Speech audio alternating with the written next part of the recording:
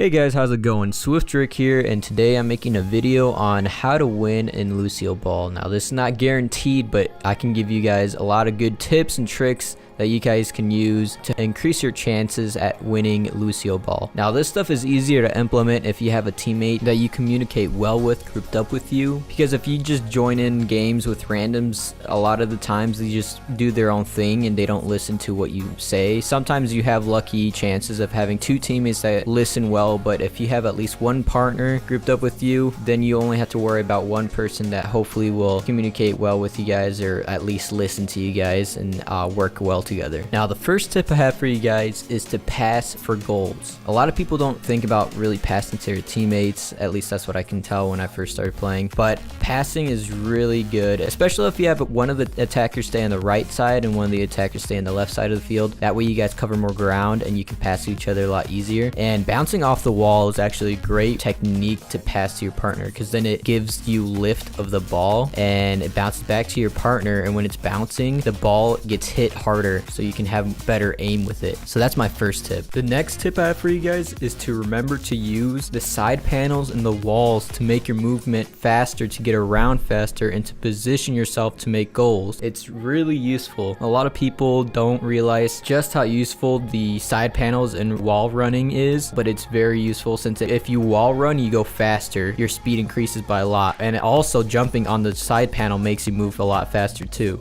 This next clip will show you a good example of having good communication while passing with your teammate and using the side panels and wall running like I just mentioned. I did use my ultimate to save that. I'm gonna hit it towards you guys. Oh, you blocked it in the air. Nice shot. Nice pass. I'm gonna pass it back. Nice! Oh!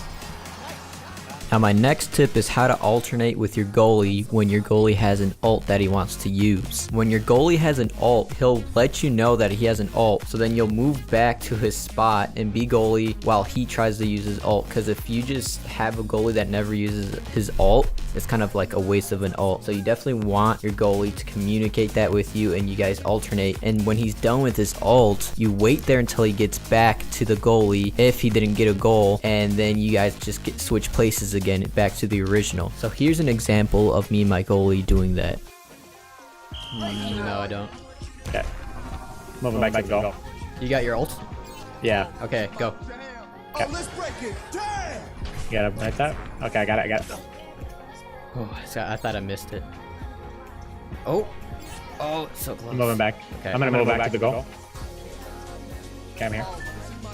Now speaking of ults, I think the best time to use an ult is right at the beginning of a match, so then you'll have the advantage of getting to the ball first and having that advantage of control the ball right away, and you can possibly make a goal right away since you get to the ball first. Or if you get your ult during a match, then just try to find an opening where you see you have a good chance to get to the ball and shoot it into the goal, or just to get control of the ball. I also have seen my brother use his ult to guard the goal a lot better. If he sees the opponents being very aggressive and he needs more speed to kind of block the ball a lot, then he uses his ult to block it a lot. But most of the time we use our ults to attack and make goals, and whenever we see openings or right at the beginning of a match when we want to get to the ball first and try to score that goal. Also, another thing about using your ult is you can kind of pass to yourself off the wall. Since you're super fast, you can cover more ground and you can really just play as a solo player at that time. You don't really need to worry about staying on your side or anything, because you're just super fast, you're super powerful, you get your bumps a lot quicker, your cooldowns are a lot faster, so you can just pass to yourself and make a goal, and you can just cover the whole field yourself. So that's everything for using your ults. Next thing I want to talk about is when the ball is settled on the floor, just rolling or just in place and not bouncing. If you aim up higher as Lucio and you boop, you actually lift the ball and hit it up into the air. So that's a good way to kind of give your chance of making goals or even pass it to other people better, because if you just aim straight and the ball settled on the floor, just rolling on the floor, it's just gonna roll back, and it's usually easy to kind of block a rolling ball or stop a rolling ball. But if a ball's in the air, if you shoot it in the air, it's really a lot harder for the opposing team to stop it or to block it, so that kind of gives you an advantage. And sometimes we've had a lot of moments where the ball's just rolling and we use that technique to actually just make a goal easily, immediately right away because the opposing team didn't really expect it to go up into the air. So guys, that's all my tips for this video. I hope this was helpful for you guys, and if it was, make sure to hit that like button and subscribe if you haven't. I also stream on Twitch, as you can see in the videos. Some of this footage was from when I was streaming on Twitch with my brother, so if you want to, you can follow us on our Twitch channels. I'll have links in the description down below. Other than that, guys, I hope you guys all have a great day, and I'll see you guys next time.